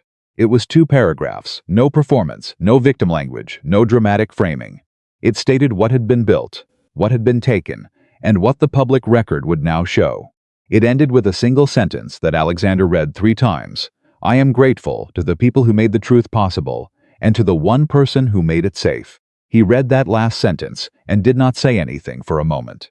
Then he said, "This is good, I know," she said, which was not arrogance, it was just Isabella, who had never pretended uncertainty she didn't feel. The last sentence, he said. She looked at the paper. "Yes?" "The one person," he said. She looked up at him. "Yes," she said. Clear, unqualified. He folded the statement carefully and handed it back. "Release it," he said. Daniel came back that evening. He arrived with 2 bags of food from a Vietnamese restaurant that Isabella apparently loved, which meant Daniel had planned ahead, and he came in with the ease of someone who had decided that this house was safe, which was different from how he had arrived 48 hours ago. He set the food on the kitchen table and looked at Alexander and said, "Payne called me." What did he say? Alexander said. He said Cole's injunction was already being challenged and would likely be dismissed within 72 hours. Daniel sat down. He said Holloway's statement was comprehensive. He said he stopped, looked at his sister. He said this is going to work. Isabella was quiet. Daniel looked at her with the specific attention of a younger sibling who had spent years watching for signs of how to calibrate his own emotional response to something they had both been carrying. "Bella," he said, "it's going to work." She nodded, very slightly. "I know," she said. She stopped. Waiting for it to break, he said. "Yes," she said. Daniel looked at Alexander. "She does this," he said. "Good news arrives, and she waits for the part where it breaks. She's been doing it since she was 10, and our dad promised us a vacation that didn't happen." "Daniel," Isabella said. "He should know," Daniel said simply. "He's going to need to know how to read her when things go well. She's harder to read when things go well than when things go badly. When things are bad, she's clear and organized and focused. When things are good, she waits for the break," Alexander said. "Exactly," Daniel said. Isabella looked between them, with the expression of a person being discussed and having opinions about it. "I'm sitting right here," she said. "We know," they said, almost simultaneously. And the laugh that came out of her was startled and real, and entirely unmanaged. And the kitchen was loud for a moment, with something that was not crisis or strategy or careful navigation, but just people who were on the same side, at a table, with food, telling the truth. Cole broke at 11:30 that night, not quietly. Not with a phone call to Payne's office, or a legal motion, or a managed communication through attorneys. He broke the way people break when they have held something compressed for too long, and suddenly, the pressure exceeds the container. He posted a statement, online unfiltered, his name on it. 300 words that were meant to be defiant and read instead as desperate. He called the filing politically motivated. He called Holloway's testimony coerced. He made several specific claims about Isabella's original contribution to the company that directly contradicted the documentary evidence already in the public record, which meant he was either miscalculating badly or he had stopped calculating entirely. Alexander read it at 11:45 in bed, on his phone, with the specific cold clarity of a man who has been in enough high-stakes situations to recognize when an opponent has made the mistake that ends things. He texted Payne one word, saw it. Payne replied in 30 seconds, gift. Filing response at 8 a.m. Sleep, he put the phone down. He thought about Preston Cole, about the years Cole had spent building a structure designed to be unassailable, and about the specific human failure that lived at the center of all of it. Not ambition, not even greed, exactly. The failure of a man who had looked at someone building something genuine and decided that taking it was easier than creating something of his own. That failure had been waiting 4 years to become visible. It was visible now. He thought about his grandfather, who had seen all of this clearly from the beginning, who had spent his final months engineering the one combination of people most likely to make it right, who had understood that the formal structures, the legal case, the patent evidence, the testimony would only be possible if the human foundation was solid first, who had gambled with the clear-eyed certainty of a man who had read people well for 80 years, that his grandson would fall in love before he found a reason not to. "Don't waste her," Edmund had said. He wasn't going to. He got up and went down the hall and knocked on Isabella's door. A pause. "Come in." She was awake, sitting up, which meant she had been watching her phone too. She looked at him when he came in and said, "Cole's statement." "Yes," he said. "It's bad for him," she said. "It ends him," he said. He made specific factual claims that are directly contradicted by the documentary record. Payne will have him in contempt proceedings within 2 weeks. She exhaled. He came and sat on the edge of her bed, which he had never done, had always stood near the door, maintaining the boundary that neither of them had formally agreed to, but both had observed. She didn't move away. She looked at him with the tired, open expression of someone who has been holding a sustained tension for so long that when it finally begins to release, the release itself is almost frightening. "What happens now?" she said. "The injunction gets dismissed," he said. Cole's statement becomes evidence of bad faith in the proceedings. Payne files the comprehensive response tomorrow morning. In 6 to 8 weeks, the patent record is officially amended. The Holloway Group's founding narrative is publicly corrected. He paused. Cole's position becomes untenable.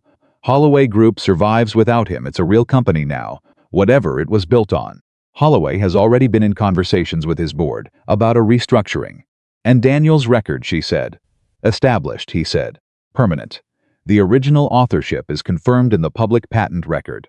Your name, your work." She was quiet. "My name," she said softly, not repeating it for confirmation. saying it the way you say something you have not been able to say for a long time, and are testing how it feels to say it again.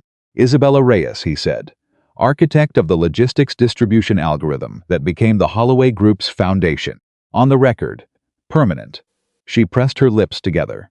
I changed my name, she said, because I needed to disappear. And now you don't need to disappear, he said. She looked at him. I want to keep Carter, she said. My mother's name, I want to keep it. He looked at her steadily. Then keep it. You don't mind? Why would I mind? He said. It's your name.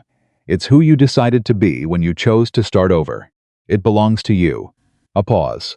You can be Isabella Carter Whitmore if you want. Or Isabella Carter. Or Isabella Reyes Carter. Whatever combination of those names feels like the truest version of yourself. She looked at him for a long time. You know what Edmund told me, she said. The very last time I agreed before the pain medications made him drift too much for real conversation. What did he tell you? He told me that the thing he was proudest of in his entire life was not the company, she said. He said the company was a consequence of character. He said the thing he was proudest of was that every person he ever loved could say, honestly, that he had helped them become more themselves. Not what he needed them to be. More themselves. She paused. He said he hoped you had learned that from him. Or that you would. Alexander sat with that. I'm learning, he said. She reached over and took his hand. Not tentatively. Not carefully. With the directness she brought to everything when she had decided to stop being careful. I know, she said.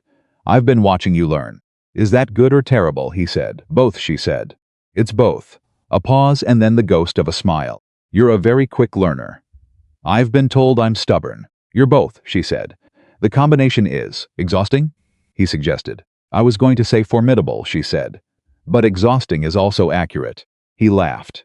It was the real one, the one that didn't happen often, the one that surprised him when it came, the one he had started to notice Isabella seemed to aim for with the quiet precision she aimed at everything. She was smiling when he laughed, watching him with the specific warmth of someone who has decided that this is theirs, this moment, this man, this inconvenient and complicated and entirely real life. Stay, she said. Just sit here for a while.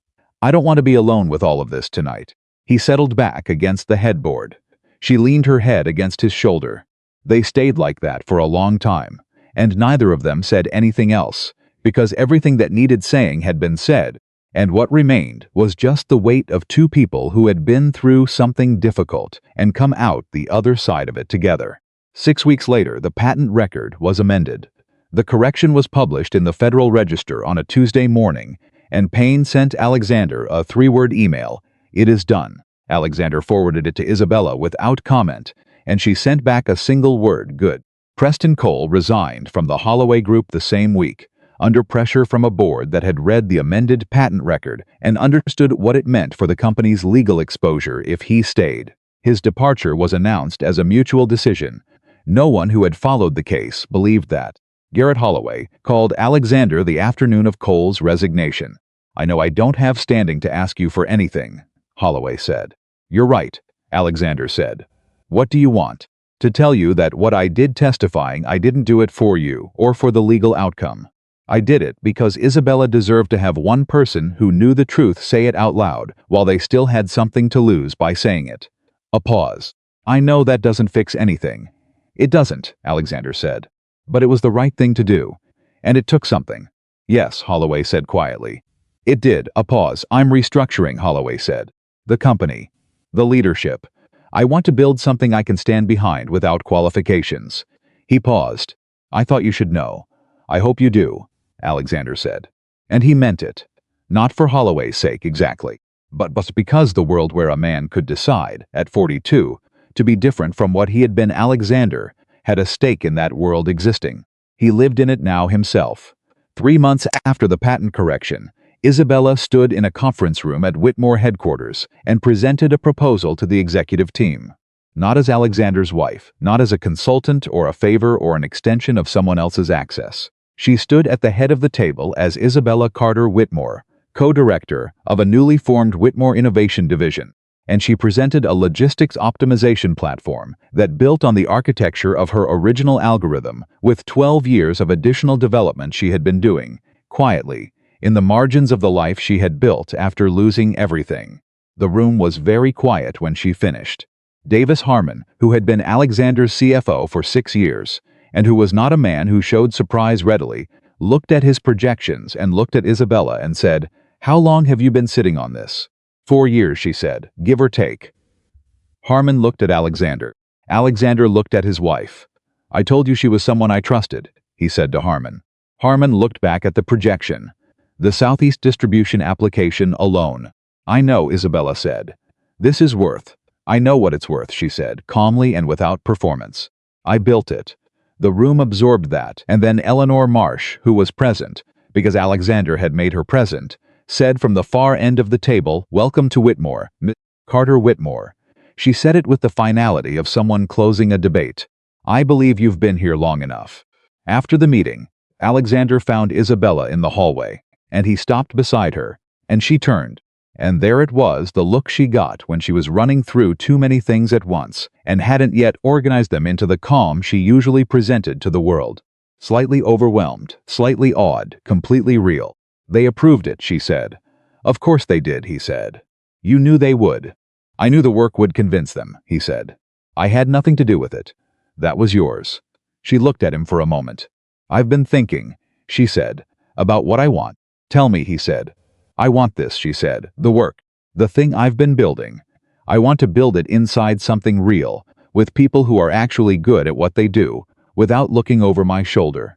She paused. "I want Daniel to be able to stop carrying the case files around like armor. I want to call my mother and tell her my name without explaining why I'm using hers." She paused again, and I want she stopped. "Say it," he said. "I want what we have," she said. "The kitchen at 7 in the morning. The soup with Margaret. The thing where you sit outside my door and knock instead of assuming you can come in. I want that, whatever that is." She looked at him directly. "I don't have a word for it that doesn't sound smaller than what it actually is." He reached up and took her face in his hands, which was the most deliberate, unhesitating thing he had ever done, and he looked at her with everything he had stopped filing away. "I do," he said. "I have a word." She waited. "Home," he said. "That's what it is. You're home." Her breath caught. He felt it against his hands. She covered his hands with hers, the same gesture she had made in the kitchen weeks ago, but reversed now, holding his hands to her face the way you hold on to something you are not going to let go of. "Okay," she said, the word she used for everything she had decided to choose. "Okay," he confirmed. On a Sunday morning 6 months after the patent correction, Alexander Whitmore came downstairs to find his kitchen occupied by his wife, his brother-in-law, Mrs.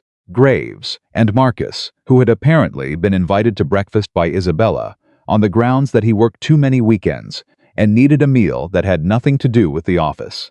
Marcus was sitting at the kitchen island, looking simultaneously out of his depth and deeply comfortable, which was the specific expression people got around Isabella when they hadn't yet learned to expect it. Daniel was arguing amiably with Mrs. Graves about the correct way to make coffee. Isabella was moving between the stove and the counter with the complete ease of a person who has decided this is her kitchen, these are her people, and this is the Sunday morning she has been building toward. She looked up when Alexander appeared.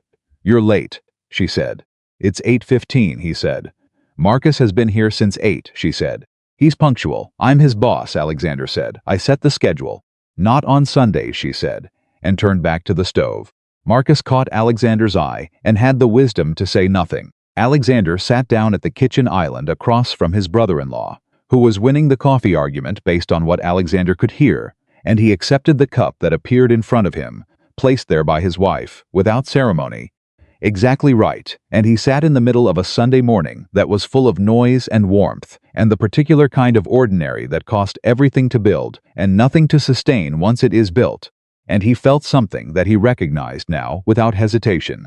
Edmund Whitmore had said to him, "Stop being afraid of it." He was not afraid of it. He was a man who had spent 12 years building walls, and had found, on the other side of all of them, a woman who had never once asked him to take them down, who had stood close enough, long enough, and true enough that the walls had come down on their own. He had told her not to expect love from him. He had been wrong before they started.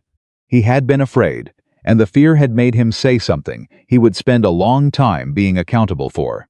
And the most remarkable thing about Isabella Carter Whitmore was that she had heard those words and stayed anyway, not because she was without pride, not because she needed his money or his name or his protection, but because she was the kind of woman who understood that people are more than their most frightened sentence. She had stayed for the man underneath the fear. And the man underneath the fear had turned out to be the one thing Alexander Whitmore, in 20 years of building an empire, had never managed to construct for himself, worthy of her.